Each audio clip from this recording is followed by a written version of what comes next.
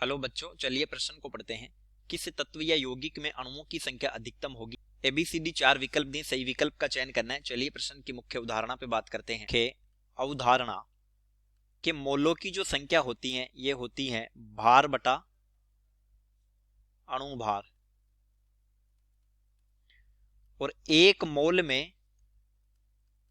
मोल में जो संख्या होती है, चाहे एक मोल परमाणु में परमाणु हो, एक मोल अणुओं में अणु हो, वो Na के बराबर होती है, अवोगाद्रो संख्या के बराबर 6.023 गुणा 10 की घात 23 मोल इनवर्स इसका मान होता है। अब देखिए ए विकल्प में दिया है 7 ग्राम N2, तो हमें पता है N2 का जो अणुभार होता है, N2 का अणुभार ये होता है 28 ग्राम, तो यहां से मोल हो जाएंगे मोल N2।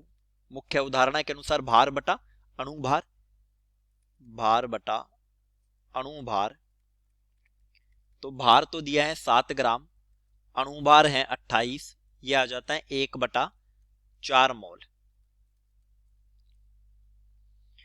तो जो अणुओं की संख्या होगी N2 अणु एक मोल में Na के बराबर होते हैं, तो ये हो जाएगा Na/4। बी में दिया है 2 ग्राम H2, तो देखिए H2 का अणुभार होता है 2 ग्राम, तो यहां से मोल आ जाएंगे H2 के, मोल H2, भार 2 अणुभार 2, तो ये हो गया 1 मोल। H2 अणुओं की संख्या कितनी हो जाएगी? एक मोल में अणु संख्या एक मोल में Na के बराबर, तो ये हो गई Na। सी में दिया है 16 ग्राम NO2, तो देखिए NO2 का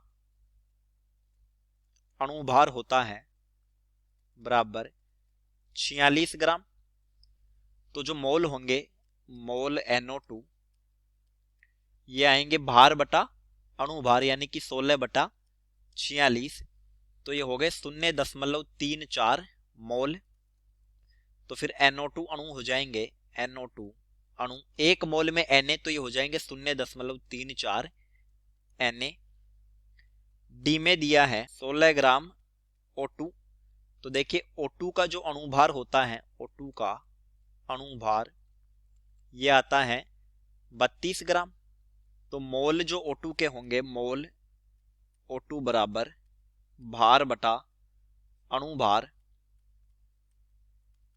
भार हो गया 16 ग्राम, अणुभार हो गया 32 ग्राम, तो ये हो गया 1/2 मोल।